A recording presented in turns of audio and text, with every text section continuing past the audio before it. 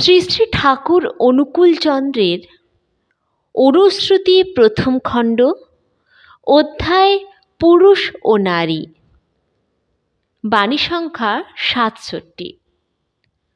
তাৎপর্যসহ।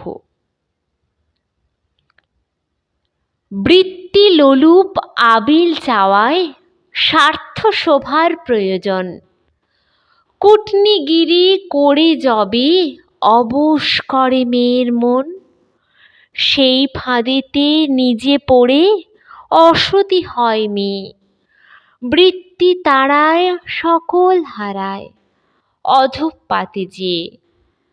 বাণীটির তাৎপর্য: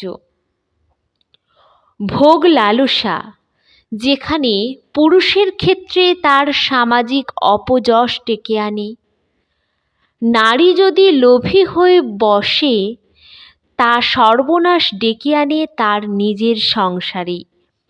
আপন পিতা বা স্বামীর সাধ্যকে ছাপিয়ে অবাধ ভোগবিলাসের চাহিদায় নারী যদি মরিয়া হয়ে ওঠে, তখন তার স্বাভাবিক বুদ্ধি ভ্রষ্ট হয়।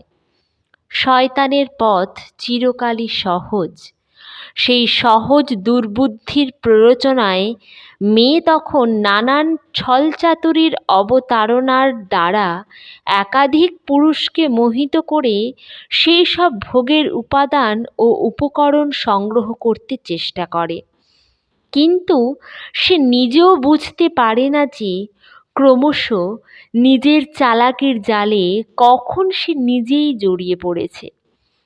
প্রবৃত্তি পূরণের এই পিছল পথে ছুটতে গিয়ে ক্রমে ক্রমে সে সব কিছুই হারায়।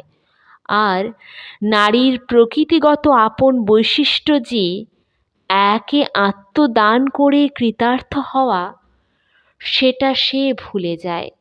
এখান থেকেই শুরু তার অধঃপাতে যাওয়া, যার পরিণামে শেষে নিজেকে সে অন্ধকারেই পায়।